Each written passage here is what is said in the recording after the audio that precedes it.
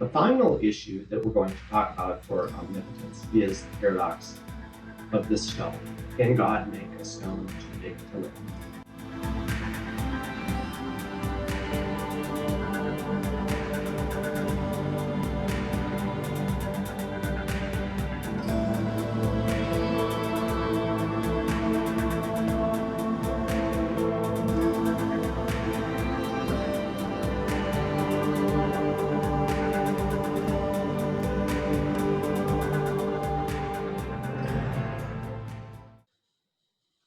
It might seem that the answer to this is fairly straightforward once you realize what we did with the limitation properties. So we distinguished between tasks and states of affairs.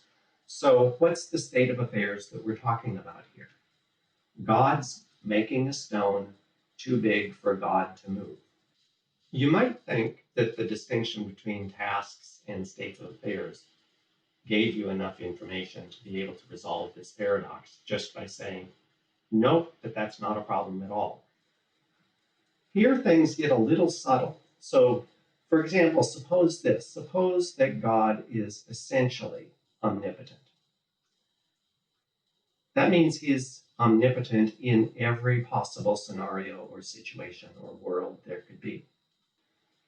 A brief word about what an essential property is. An essential property is a property of yours, a property of a thing that it can't exist without.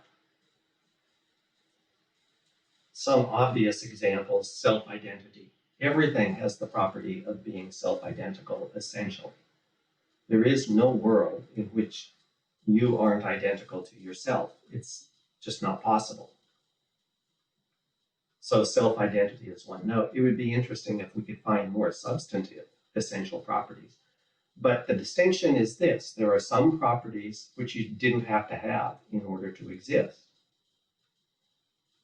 You didn't have to be born with all your fingers and toes. Maybe you could have been missing one or two and still be you.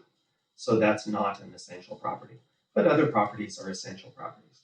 So if God is essentially omnipotent, that means it's impossible for God to exist and not be omnipotent. On standard assumptions, God is also a necessary being. So God exists in every possible world.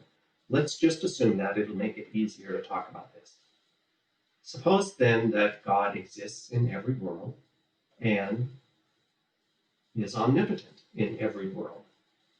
Then the idea of an essentially omnipotent being creating a stone too big for that being to move. Then the idea of an essentially omnipotent being creating a stone too big for that being to move turns out to be an impossible state of affairs. Remember, if there is a stone, if there is a size for a stone, size X, beyond which God can't lift stones that big, then the answer is God's not omnipotent. Any world that has a stone in it at size X or greater would be a world in which God is not omnipotent. By hypothesis, though, we were assuming that God is essentially omnipotent in every world. So the solution to the paradox of the stone, on the assumption that we're talking about essential omnipotence here, is no, God can't create a stone too big to move, and there's nothing surprising about that. What's surprising? Notice, however, that our solution to the paradox of the stone required appeal to essential omnipotence. And maybe that's the property you want to ascribe to God, but the doctrine of omnipotence and the doctrine of essential omnipotence are different properties. So let's assume that God's not essentially omnipotent, but is nonetheless omnipotent.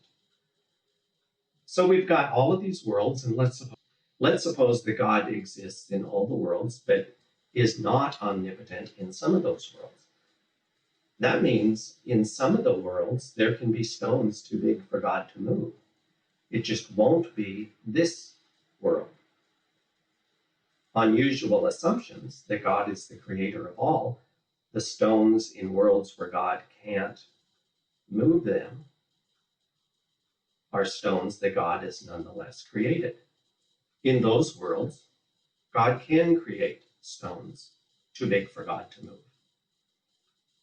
And the result is that's a world in which God is not omnipotent. Is there a paradox here anymore? I mean, it looks like the answer is, if God is merely omnipotent, then the answer is yes. This isn't a world where God has done that. But there are worlds where God has created stones too big for God to move. And that would be a world in which God is not omnipotent. But that doesn't threaten God's omnipotence here, unless this is a world where God did that. If God is essentially omnipotent, then of course the answer is no. That state of affairs is an impossible one. Hence, there's no threat to the doctrine of omnipotence from it. So maybe there's no real problem here. Maybe the paradox of the stone is really just a paradox based on assuming a task-based account of omnipotence. And once we move to states of affairs and distinguish between essential and mere omnipotence, we get different answers to the paradox of the stone, depending on which version of the doctrine one endorses. But in neither case do we get an incoherent answer to the paradox.